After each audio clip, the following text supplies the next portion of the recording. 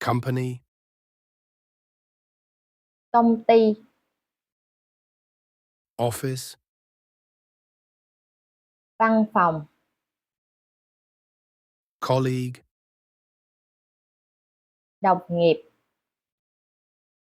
boss, manager, sếp, quản lý,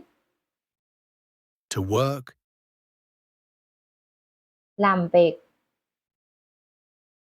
to help, giúp, giúp đỡ, computer, máy tính,